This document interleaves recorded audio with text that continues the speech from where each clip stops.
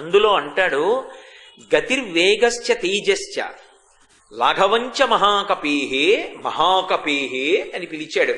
ఓ అద్భుతమైనటువంటి వానరమా హనుమ, వేగం కాని దూకడం కాని, ఎక్కడైనా ఆగవలసి వస్తే అంత చక్కగా ఆగిపోవడం కాని కేవలము నీయందు మాత్రమే ఉన్నాయి. ఈ లోకంలో అంత వేగంగా వెళ్ళగలిగినటువంటి వారు నాకు తెలిసి ముగ్గురే ఉన్నారు. నాకు తెలిసి అంటే సుగ్రీవుడు అన్న మాటలు. 1 గరుత్మంతుడు, 2 వాయువు, 3 హనుమ. ఈ ముగ్గురే అంత వేగంగా వెళ్ళగలరు. వేగంగా వెళ్ళడం ప్రధానం కాదు, ఎక్కడ వేగం ప్రమాదాన్ని తీసుకొస్తుందో అక్కడ వేగాన్ని నియంత్రించడం కూడా అంత అవసరం. ఇది నీ యందున్నది.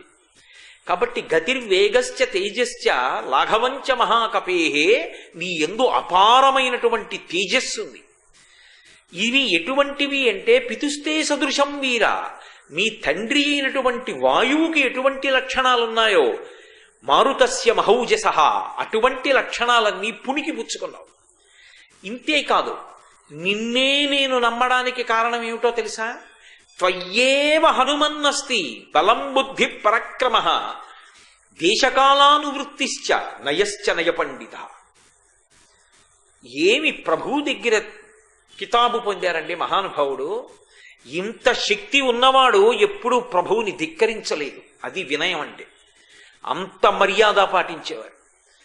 ఎటువంటి త్వయ్యేవ హనుమన్నస్తి, ఓ హనుమ నీయందు మాత్రమే ఉన్నాయి. ఎవరు వింటున్నారు ఈ మాటలో? రామచంద్రమూర్తి వింటున్నారు. ఇంతమందిని పంపాడు. ఎవరితో అల్లా ఈ మాట? ప్రభు ఒక్క ఆయనతోనే అంటున్నాడు. జీవితంలో అలా అనిపించుకోవడం గొప్ప తన పై అధికారితో. త్వయ్యేవ హనుమన్నస్తి, నీయందు మాత్రమే ఉన్నాయి హనుమ. ఏవి? బలం బుద్ధి పరాక్రమ, శరీరమునందు విశేషమైనటువంటి బలం. బలం ఉంది కదా అని ఎక్కడ ప్రదర్శించకూడదో అక్కడ ప్రదర్శించవు, అంత బుద్ధిమంతుడు. పరాక్రమ, ఎక్కడ ఆ బలాన్ని బయట పెట్టాలో అక్కడ బయట పెడతావు. బలం బుద్ధి పరాక్రమ దేశకాలానువృత్తిశ్చ నయశ్చ నయపండిత. ఏమి మాటలు వేశారండి మహర్షి. దేశకాలానువృత్తిశ్చ, నువ్వు ఎక్కడ ఉన్నావు అన్నదాన్ని బట్టి పాటించవలసిన ధర్మాన్ని, ఎక్కడ ఉన్నావు అన్నదాన్ని బట్టి నువ్వు ఎలా ప్రవర్తించాలో అలా ప్రవర్తిస్తావు. కాలాన్ని బట్టి అలా ప్రవర్తిస్తావు. ఒక కాలమునందు ఎంత గొప్పవాడివైనా కావచ్చు, ఒక కాలమునందు నువ్వు సామాన్యుడివిగా ఉండవలసి ఉంటుంది. అప్పుడు అలాగే ఉండాలి. ఇవాళ నేను ఇక్కడ వక్తగా ఉన్నాను కాబట్టి మాట్లాడడం ధర్మం. ఒక మహాత్ముడు వచ్చి మాట్లాడుతున్న సభకి నేను వెళ్ళాను అనుకోండి, శ్రోతగా పరమ నిశ్శబ్దంగా కూర్చుని వినడం ధర్మం. దేశము కాలము ఈ రెండు ఎప్పుడు జాగ్రత్తగా ఎరుకలో ఉండాలి. చాలా మంది నిశ్శబ్దంగా ఏవో మంచి విషయాలు తెలుసుకుందామని వచ్చి కూర్చునేటటువంటి సభకి ముక్కుపచ్చలారని వాళ్ళు, ఏమీ తెలియని పసిపిల్లల్ని తీసుకొచ్చి సభల్లో ముందుకొచ్చి కూర్చుని వాళ్ళు అల్లరి చేస్తుంటే అది ఆడుకోవడానికి ఒక క్రీడాస్థలంగా కూర్చోవడం, సభలో ఎలా ప్రవేశించాలో కూడా తెలియని చేతకాని వాళ్ళ లక్షణం. అలా రాకూడదు సభలకి. పిల్లల్ని తీసుకుని ముందుకొచ్చి సభల్లో కూర్చుంటే వచ్చి కూర్చుని విందామనుకున్న వాళ్ళు ఏమైపోతారు? పిల్లలకి తెలియదు, ఆడతారు. నీ బుద్ధి ఏమైంది తీసుకొచ్చినప్పుడు? కాబట్టి దేశకాలానువృత్తిశ్చ, ఎక్కడున్నావన్న దాన్ని బట్టి ప్రవర్తించాలి, ఏ కాలంలో ఉన్నావన్న దాన్ని బట్టి ప్రవర్తించాలి. ఈ రెండు తెలియకుండా ప్రవర్తిస్తే అటువంటి వాడు ఎక్కడికి వెళ్ళినా బరువైపోతాడు. కాబట్టి హనుమ నీకు ఈ రెండు తెలుసు. మీరు జాగ్రత్తగా గమనించండి. చాలా మంది జీవితంలో బరువు అయిపోవడానికి కారణం అదే. ఎక్కడ దూరం అయిపోతారంటే, ఎక్కడ ప్రమాదకరమైన పరిస్థితి తెచ్చుకుంటారంటే, మనం ఎక్కడున్నాం, ఏ సమయంలో ఉన్నాం, ఇప్పుడు మనం ఏం చెయ్యాలి అసలు అన్న విషయంలో పరాకు లేకుండా ప్రవర్తించడం ప్రమాదాలు తీసుకొస్తుంది. దేశకాలానువృత్తిశ్చ నయశ్చ నయపండిత. పండాహ అన్న మాటకు అర్థం ఏంటంటే సహజంగా వచ్చిన జ్ఞానం. అది పుస్తకాలు చదువుకుంటే వచ్చింది కాదు, హనుమకి సహజంగా వచ్చాయి ఆ గుణాలు. నయశ్చ నయపండిత, ఇవి నీకు సహజంగా ఉన్నాయి హనుమ. ఎక్కడ ఎలా ప్రవర్తించాలో అలా ప్రవర్తిస్తావు. అందుకే మీరు చూడండి, రామాయణంలో హనుమకి ఆ కితాబు సుగ్రీవుడిచ్చాడంటే అందుకే మహర్షి ఎక్కడెక్కడ హనుమ వంగుతారో అక్కడక్కడ సుగ్రీవ సచివుడు అంటుంటారు. ఒకానొకప్పుడు చీపురు కట్టలు పెట్టి కొట్టారు హనుమని. ఏమి మహానుభావుడికి చేతకాక అరిచేతులతో అరికాళ్లతో మర్దించేయగలడాయన. చారీకుడు చారీకుడు అని ఆయన తోకకి బట్ట చుట్టి నెయ్యి పోసి అగ్నిహోత్రం వెలిగించి రథంలో కట్టి ఆయనని రాచవీధులలో ఊరిరిగింపు చేస్తుంటే చీపురు కట్టల దెబ్బలు తిన్నారు. రాత్రివేళ లంకంతా వెతికాను.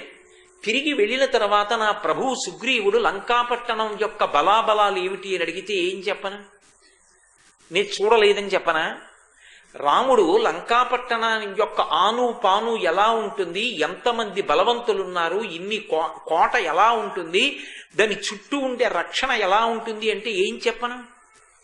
వీళ్ళు చీపుళ్లతో కొట్టినంత మాత్రం చేత నా గౌరవం పోయిందా? నా స్వామి రామచంద్రమూర్తి కోసం, నా ప్రభువు సుగ్రీవుడి కోసం చీపురు కట్టతో దెబ్బలు తిన్నా నాకు పర్వాలేదు.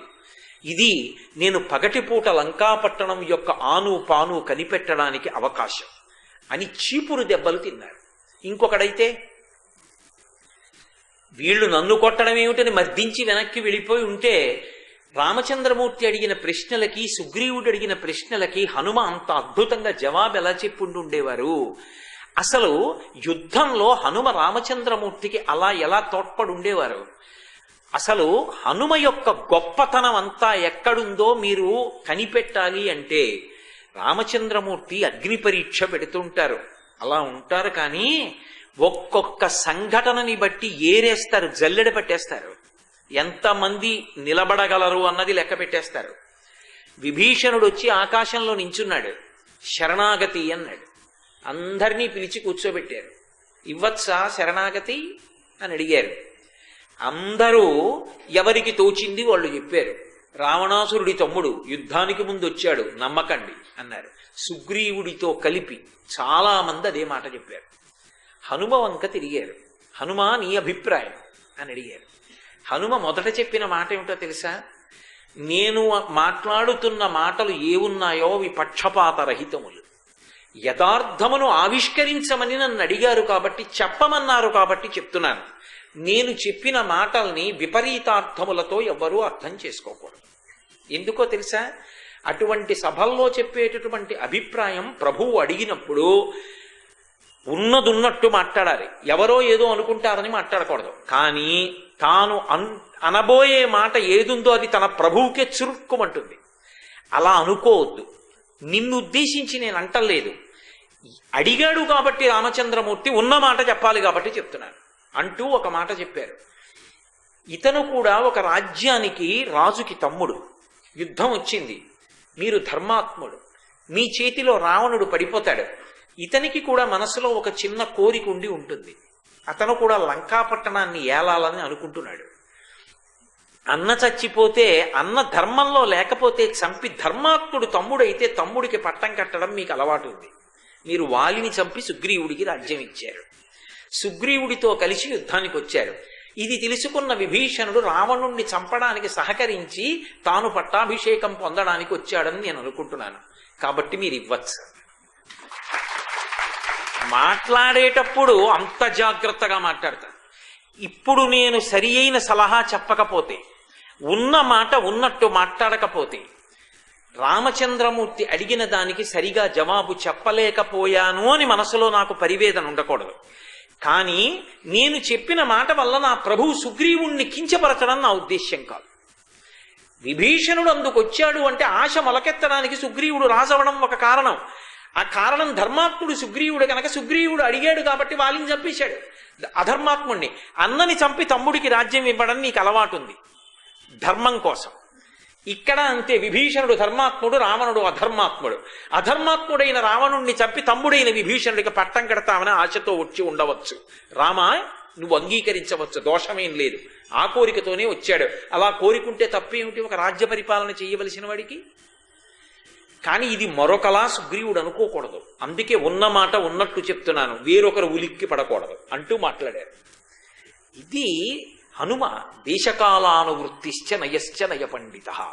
ఏదో 5 రోజుల్లో ప్రసంగరీత్యా నేనేదో 1-2 సందర్భాలు చూపించగలను, కానీ నిజంగా మీరు అది అనుభవించాలి అంటే రామాయణాన్ని చదవాలి.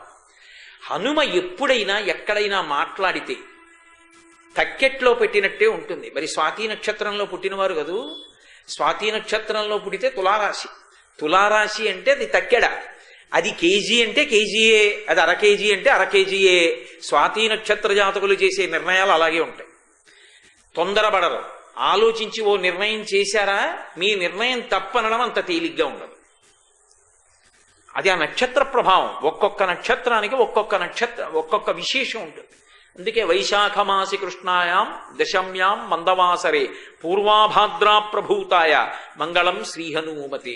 మనకి పరాశర సంహిత ప్రకారం అయితే పూర్వాభాద్ర నక్షత్రంలో వచ్చారు, పూజాకల్పం ప్రకారం అయితే స్వాతి నక్షత్ర జాతకులు అని చెప్తారు. కాబట్టి అటువంటి మహానుభావుడు, ఆయన నోటి వెంట ఒక మాట వచ్చినా అలా ఉంటుంది, ఆయన అడుగు తీసి అడుగు వేసినా అలా ఉంటుంది. ఇది అత్యంత శ్రద్ధగా ఆశ్చర్యంగా వింటున్నవాడు ఎవరో తెలుసా? రామచంద్రమూర్తి వింటున్నారు. అరే, ఇన్ని కోట్ల వానరములు వచ్చాయా, ఒక్కొక్కడు దేశాధినేత, ఒక్కొక్కడి వెనక కొన్ని లక్షల వానరములు ఉన్నాయా, ఇంతమందికి ఒక్కొక్క నాయకుణ్ణి పెట్టి పంపిస్తున్నాడా, దక్షిణ దిక్కుకి స్వయంగా యువరాజుని పంపిస్తున్నాడా, ఒక్క హనుమని వెనక్కి పిలిచాడా, పిలిచి ఇంతంత పెద్ద పెద్ద మాటలు మాట్లాడా, పైగా త్వయేవ హనుమన్నస్తి బలం బుద్ధి పరక్రమ దేశకాలానువృత్తిశ్చ నయశ్చ నయ పండిత అన్నాడా. అంటే ఇతని కన్నా గొప్పగా కార్యాన్ని సాధించగలిగిన వాడు ఇంకెవరైనా ఉంటాడా? ఉండడు.